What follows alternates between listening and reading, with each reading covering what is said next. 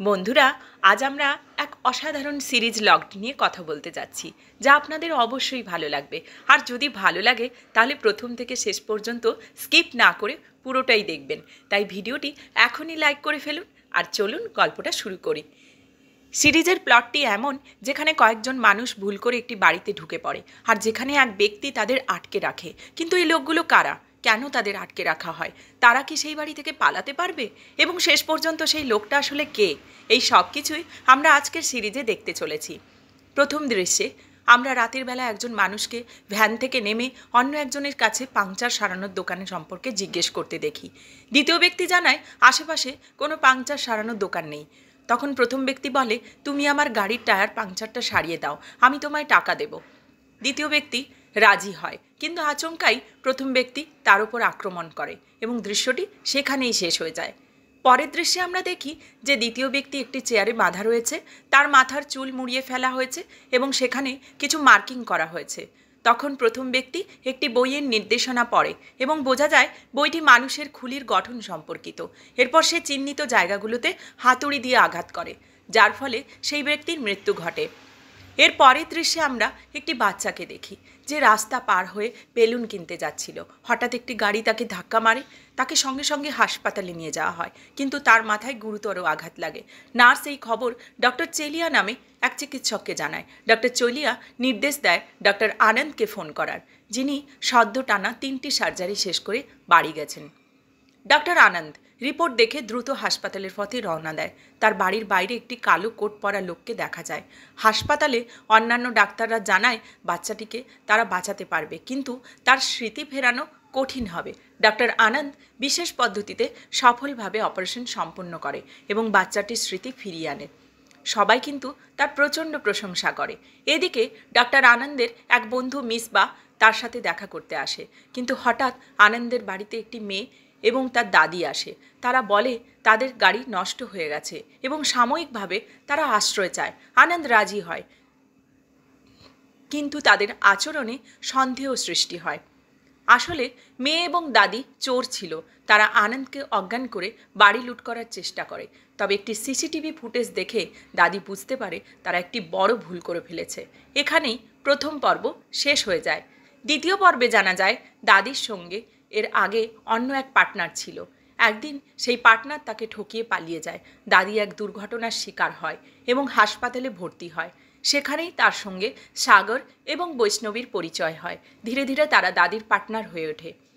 অবশেষে আনন্দ জ্ঞান ফিরে পায় এবং পুরো বিষয়টি বোঝার চেষ্টা করে।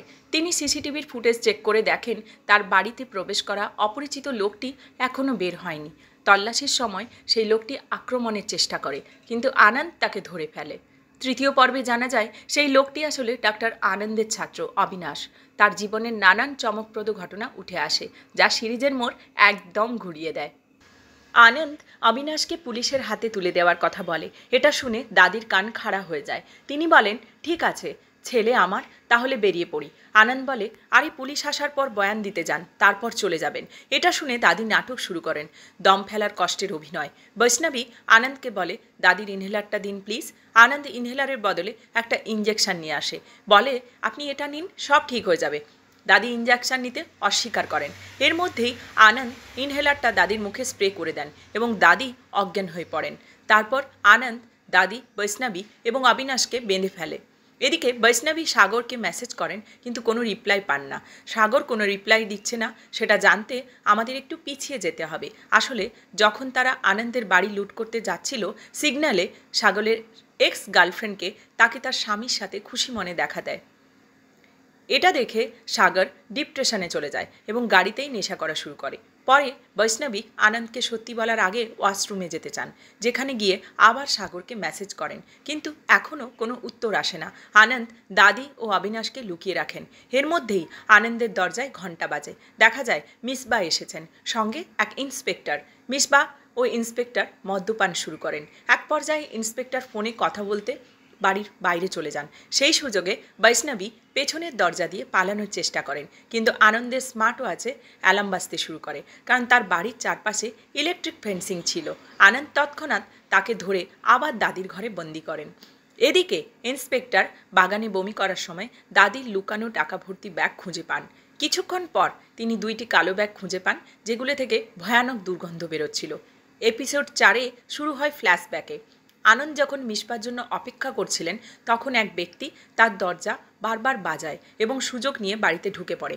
আনন্দ তার পেছনে যেতে গিয়ে অবিনাশের আঘাতে অজ্ঞান হয়ে যান। বর্তমান সময়ে ইন্সপেক্টর আনন্দ সম্পর্কে সন্দেহ করতে থাকেন। মিশবার সাথে কথাবার্তায় জানা যায় আনন্দ একজন বিখ্যাত নিউরো সার্জন। এর মধ্যেই দরজায় আবার ঘণ্টা বাজে। এবার ফাতিমা, মিসবার স্ত্রী, উপস্থিত হন। ফাতিমা আনন্দকে বলেন মিসবা কোনো এক নারীর সঙ্গে সম্পর্কে আছে। মিসবা এবং ইন্সপেক্টর এটা লুকিয়ে শুনছিলেন। পরে মিসবা ফাতিমাকে একটা চড় মারেন। এদিকে ইন্সপেক্টর আনন্দের বাড়ি খুঁজতে গিয়ে বৈষ্ণবীকে আবিষ্কার করেন। ইন্সপেক্টর আনন্দকে প্রশ্ন করতে শুরু করেন। তর্কের এক পর্যায়ে আনন্দ গিয়ে তার পেটে ছুরি বসিয়ে দেন। ইন্সপেক্টরের মৃত্যু নিশ্চিত করতে গিয়ে মিসবা ও ফাতিমা ঘটনাটা দেখে ফেলেন। আনন্দ তাদেরও বাড়ি থেকে বের হতে দেন না। আনন্দ তাকেও ছুরি দিয়ে আঘাত করে এবং তাদের ঝগড়ার সুযোগ নিয়ে ফাতিমা বাড়ি থেকে পালিয়ে যায়। এখানেই চতুর্থ এপিসোড শেষ হয়ে যায়। পঞ্চম এপিসোড শুরু হয় ডক্টর আনন্দের অতীতের গল্প দিয়ে। আমরা দেখি আনন্দের স্ত্রী মস্তিষ্কের এক জটিল রোগে আক্রান্ত ছিল এবং সেই রোগের শেষ পর্যায়ে পৌঁছে গিয়েছিল। আনন্দ এই সমস্যার সমাধানের জন্য প্রচুর বই পড়ে এবং গবেষণা করে। অবশেষে সে একটি উপায় খুঁজে পায়, কিন্তু সফল হওয়ার সম্ভাবনা মাত্র 1% ছিল। আনন্দ এই বিষয়ে তার সিনিয়রের সাথে কথা বলে, কিন্তু সিনিয়র তাকে তার স্ত্রীর অস্ত্রোপচারের অনুমতি দেয় না। অন্যদিকে আনন্দের স্ত্রী নিজেই বলে যে তুমি আমার ওপর পরীক্ষা করতে পারো, আমি যদি মারা যাই তাও কোনো আফসোস নেই, অন্তত আমার মাধ্যমে ভবিষ্যৎ প্রজন্মের এই রোগের চিকিৎসা পাবে। এরপর দৃশ্যে দেখা যায় আনন্দের স্ত্রী অস্ত্রোপচার সফল হয়নি এবং তিনি বাঁচতে পারেননি, কিন্তু আনন্দ গবেষণার জন্য তার মস্তিষ্ক সংরক্ষণ করে রাখে। বর্তমানে ফাতিমা একটি গাড়ি থেকে লিফট চায় পুলিশের কাছে পৌঁছানোর জন্য। গাড়ির পেছনের সিটে বসে থাকা একজন বৃদ্ধা মহিলার সাথে ড্রাইভার ফাতিমার পরিচয় করিয়ে দেয়, যাকে সে তার মা বলে পরিচয় করায়। ফাতিমা নিজের মনে বিড়বিড় করতে থাকে, অকারণে মিসবার ওপর সন্দেহ করলাম। না সে আমার ওপর সন্দেহ করতো, না আমি এই ঝামেলায় পড়তাম। তখন ড্রাইভার ফাতিমাকে বলে সন্দেহ করা মানুষের স্বভাব, আর মানুষ তার স্বভাব বদলাতে পারে না। এরপর ড্রাইভার তার জীবন কাহিনী ফাতিমার সাথে শেয়ার করে। সে জানায় তার পরিবার তাকে একটি ভালো মেয়ের সাথে বিয়ে করিয়েছিল, সব কিছু ভালোই চলছিল, কিন্তু কিছুদিন পর সে মানুষের কথায় প্রভাবিত হয়ে নিজের স্ত্রীর ওপর অযথা সন্দেহ শুরু করে। একদিন রাতের বেলায় ঝড় উঠেছিল এবং তাদের বাড়ির দরজা বিকট শব্দ করছিল। তখন সে দরজার সামনে একটি বড় পাথর রেখে দেয়, কিন্তু হঠাৎ করেই সেই পাথর নিয়ে সে তার ঘুমন্ত স্ত্রীর মাথায় আঘাত করে, তাকে হত্যা করে শুধুমাত্র সন্দেহবশত। সেই পাথরটি আজও সেই গাড়িতে রয়েছে যেটিতে ফাতিমা বসেছিল। ড্রাইভার ফাতিমাকে বলল, আমি আমার স্ত্রীর স্মৃতিতে এই পাথরটি সাথে রেখেছি, আপনিও আপনার স্বামীর ওপর সন্দেহ করা বন্ধ করুন, না হলে আপনার জীবনও আমার মতো ধ্বংস হয়ে যাবে। যাই হোক, ড্রাইভার বলে এই যে পুলিশ স্টেশনে এসে গেছে। ফাতিমা ভীত সন্ত্রস্ত অবস্থায় গাড়ি থেকে নামে, কিন্তু কী আশ্চর্য, সামনে আনন্দ দাঁড়িয়ে আছে, অর্থাৎ ড্রাইভার তাকে আবার আনন্দের বাড়ির কাছেই ফিরিয়ে নিয়ে এসেছে। আনন্দকে দেখেই ফাতিমা আবার পালানোর চেষ্টা করে, কিন্তু ড্রাইভার সেই পাথর দিয়েই তার মাথায় আঘাত করে। এরপর আনন্দ গাড়ির ভেতরে বসে থাকা ওই মহিলাকে বাড়ির ভেতরে ডাকে, আর সেই মহিলা আর কেউ নয়, সে ছিল অবিনাশের মা। ড্রাইভারের নাম ছিল কেশব, যিনি আনন্দের সাথী ছিলেন। পরবর্তী দৃশ্যে দেখা যায় আনন্দ ফাতিমাকে ঠাকুমা এবং বৈষ্ণবীর সাথে বেঁধে রেখেছে। এই সময় ঠাকুমার মুখ ফসকে বেরিয়ে যায়, আমার ছেলে বাইরে আছে, সে তোকে দেখে নেবে। তখন আনন্দ বৈষ্ণবীকে চড় মেরে তার মুখ থেকে সাগরের বিষয়ে সত্যি বের করে আনে। অবশেষে বৈষ্ণবী জানায় যে তাদের তৃতীয় সঙ্গী বাইরে গাড়িতে অপেক্ষা করছে। আনন্দ বৈষ্ণবীর ফোন থেকে সাগরকে মেসেজ করে, কিন্তু তার কোনো উত্তর আসে না। এদিকে সাগরের নেশা যখন কাটে, সে দেখে বৈষ্ণবী ও ঠাকুমা তাকে অনেকগুলো মেসেজ পাঠিয়েছে। তারপর সে ঠাকুমার দেওয়া বন্দুক নিয়ে পেছনের দরজা দিয়ে আনন্দের বাড়িতে ঢোকে। আনন্দ সিসিটিভি ক্যামেরায় দেখে যে সাগর পেছন দিক দিয়ে তার বাড়িতে প্রবেশ করেছে। বাড়িতে ঢুকে সাগরের চোখ পড়ে আনন্দের সিক্রেট ল্যাব এবং সেখানে অবিনাশকে বেঁধে রাখা হয়েছে। সাগর তাকে উদ্ধার করতে যায়, ঠিক তখনই কেশব তাকে ক্লোরোফর্ম দিয়ে অজ্ঞান করে ফেলে। এখানেই পঞ্চম এপিসোড শেষ হয়ে যায়। ষষ্ঠ এপিসোড শুরু হয় একটি ফ্ল্যাশব্যাক দিয়ে। আমরা দেখি আনন্দ অসম্ভবকে সম্ভব করে দেখিয়েছে। সে অবিনাশের মায়ের অস্ত্রোপচার করে তাকে বাঁচিয়ে তুলেছিল। তখন অবিনাশ আনন্দকে ধন্যবাদ জানায় এবং জিজ্ঞেস করে, আপনি কিভাবে এটা করলেন? আনন্দ উত্তর দেয়, প্র্যাকটিসের মাধ্যমে যে কোনো কিছু অর্জন করা যায়। কিন্তু অবিনাশ এত সহজে থেমে থাকেনি। সে আনন্দের সামনে আনন্দের প্রশ্নবাণে বিরক্ত হয়ে অবিনাশ একসময় আনন্দের ওপর ক্ষুব্ধ হয়ে যায় এবং আনন্দ তাকে রাগের মাথায় বেরিয়ে যেতে বলে। বর্তমান সময় আনন্দ ফাতিমাকে বাড়ি পরিষ্কার করার নির্দেশ দেয়, কিন্তু ফাতিমা কাকুতি মিনতি করে তাকে ছেড়ে দেওয়ার অনুরোধ জানায়। আনন্দ তখন কেশবকে বলে ওদের ওপর নজর রাখার জন্য, বলে নিজে তার গোপন ল্যাবে চলে যায়। ল্যাবে আনন্দ এক ব্যক্তির মস্তিষ্ক পরীক্ষা করছিল, আর সেই ব্যক্তি কেউ নয়, আর কেউ নয়, সাগর। আনন্দ তাকে হত্যা করেছে এবং ল্যাবে অবিনাশও উপস্থিত ছিল। সে তখন পর্যন্ত জ্ঞান ফিরে পেয়েছিল।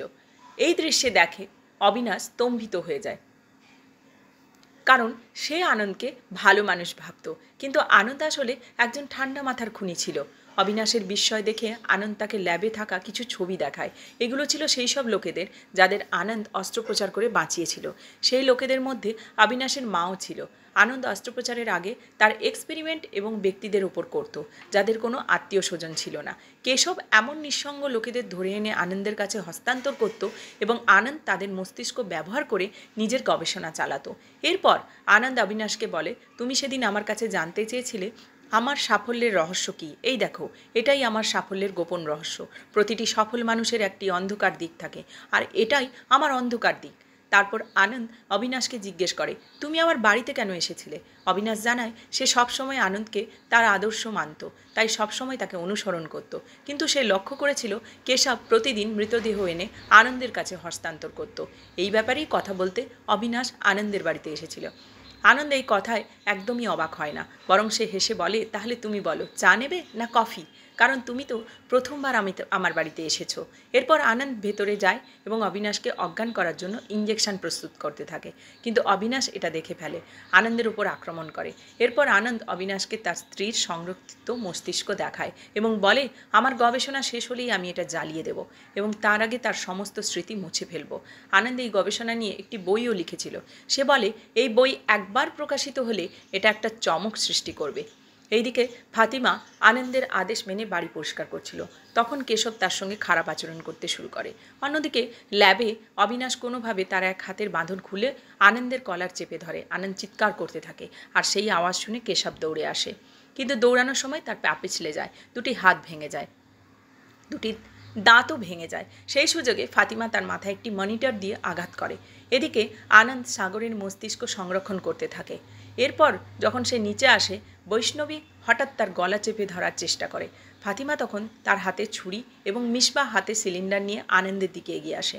আনন্দ তৎক্ষণাৎ তার পকেট থেকে সাগরের বন্দুক বের করে মিসবাহর দিকে গুলি চালায়, যা তাকে আহত করে। ঠিক তখনই দাদি বাড়ির মেন সুইচ বন্ধ করে দেয় এবং পুরো বাড়ি অন্ধকারে ঢেকে যায়। সবাই দৌড়ে বিভিন্ন স্থানে লুকিয়ে পড়ে। কিছুক্ষণ পর আনন্দ আবার লাইট জ্বালিয়ে নিজেই নিজের ক্ষত সেলাই করতে শুরু করে। এরপর সে আবার লাইট বন্ধ করে নাইট ভিশন চশমা পরে নেয়, যাতে সে অন্ধকারেও সবাইকে খুঁজে বের করে নিতে পারবে। এই সময় অবিনাশ, দাদি এবং বৈষ্ণবী আনন্দের লাইব্রেরিতে লুকিয়ে যায়। তারা সবাই মিলে পালানোর পরিকল্পনা করছিল। কথোপকথনের সময় দাদি জানতে পারে যে সাগরকে আনন্দ মেরে ফেলেছে। তারপর অবিনাশ দাদিকে সাগরের মৃতদেহ দেখাতে নিয়ে যায়। দাদি সাগরের মৃতদেহ দেখে ফুঁপিয়ে ফুঁপিয়ে কাঁদতে থাকে এবং রাগে আনন্দের ল্যাবের সব কিছু ভেঙে ফেলে। অবশেষে আনন্দ যখন তার স্ত্রীর সংরক্ষিত মস্তিষ্ক ভাঙা অবস্থায় মাটিতে পড়ে ফাটতে দেখে, তার চোখে জল আসে। তার সমস্ত গবেষণা যা এতদিন ধরে সে করেছে দাদির কারণে ধ্বংস হয়ে গেছে। এদিকে ফাতিমা, মিসবাহ, অবিনাশ, বৈষ্ণবী এবং দাদি একে অপরের হাত ধরে পালানোর সিদ্ধান্ত নেয়, কিন্তু লিভিং রুমে পৌঁছানোর সময় তারা জানে না যে আনন্দ তাদের মধ্যে মিশে গেছে। হঠাৎ বজ্রপাতের আলোতে সবাই বিভ্রান্ত হয়ে যায়। ফাতিমা যখন মিসবাহর দিকে এগিয়ে যায়, আনন্দ তার মাথা কেটে ফেলে এবং মিসবার হাতে তার নিজের মাথা ধরিয়ে দেয়। ফাতিমা বুঝতে পারে কি হয়েছে, কিন্তু তখনও বুঝতে পারেনি যে আনন্দ তার পাশেই রয়েছে। শেষ পর্যন্ত আনন্দ ফাতিমাকে একটি প্রস্তাব দেয়, যদি তুমি আমার গবেষণায় সাহায্য করো তাহলে আমি তোমাকে বাঁচিয়ে রাখবো। ঠিক তখনই অবিনাশ আনন্দের হাতে বই ছিল যা ছিঁড়ে ফেলার হুমকি দেয়। আনন্দ তাকে ছেড়ে দেয়। আনন্দ তখন চাপা পায় অবিনাশের দিকে এগোতে থাকে তাকে মারার উদ্দেশ্যে, কিন্তু ফাতিমা হঠাৎ আনন্দের উপর আক্রমণ করে। বৈষ্ণবী গোপনে আনন্দের পকেট থেকে গাড়ির চাবি নিয়ে পালিয়ে যায়। অবশেষে 6 মাস পর বৈষ্ণবীকে একটি ভালো চাকরি করতে দেখা যায় এবং অবিনাশ তার মেডিকেল ইন্টার্নশিপে মনোনিবেশ করেছে, কিন্তু অপারেশন চলাকালীন অবিনাশ হঠাৎ আনন্দের স্মৃতি মনে করে অজ্ঞান হয়ে যায়। এরপর গল্পে আসে আরেক চমক। বাস্তবে বৈষ্ণবী যখন তার বাড়ি ফিরে আসে, সে দেখে আনন্দ তার বোনের সাথে কথা বলছে। আনন্দ তাকে একটি ব্যাগ দিয়ে বলে, এটা তোমার উপহার। আমি জানি তুমি চুপ থাকবে, যদি মুখ খোলার চেষ্টা করো ফল ভালো হবে না। এরপর আনন্দ তার গাড়ির দিকে যেতে থাকে। বৈষ্ণবী জিজ্ঞেস করে, তুমি বাকি লোকেদের কি করেছো? এরপর ফ্ল্যাশব্যাকের মাধ্যমে দেখা যায় সেই রাতে আনন্দ দাদির গলা কেটে ফেলে, যে স্প্রে হাতে অপেক্ষা করছিল। একইভাবে সে ফাতিমাকেও হত্যা করে। যখন অবিনাশ বুঝতে পারে তার মা আনন্দের হাতে বন্দি, তখন সে আনন্দের কাছে কেঁদে অনুরোধ করে তাকে ছেড়ে দেওয়ার জন্য। আনন্দ তাকে মুক্তি দেয়, কিন্তু তার মস্তিষ্কের অস্ত্রোপচার করে তার সমস্ত স্মৃতি মুছে ফেলার পর। বর্তমানে অবিনাশ যখন কলেজে যাওয়ার প্রস্তুতি নিচ্ছিল, সে খবরের কাগজে পড়ে যে হায়দ্রাবাদে মেমোরি মডিউল সফল হয়েছে এবং তার সাথে ডক্টর আনন্দের ছবি ছাপা হয়েছে। কিন্তু আনন্দ সেই ছবিটা দেখে বুঝতে পারে না যে এটা তারই ছবি। এইভাবে সিরিজ শেষ হয়ে যায়। বন্ধুরা, আপনাদের এই সিরিজ কেমন লাগলো অবশ্যই কমেন্টসের মাধ্যমে জানাবেন। আর যদি আমাদের চ্যানেলটা ভালো লাগে তাহলে আমাদের চ্যানেলটা সাবস্ক্রাইব করে আমাদের পাশে থাকবেন।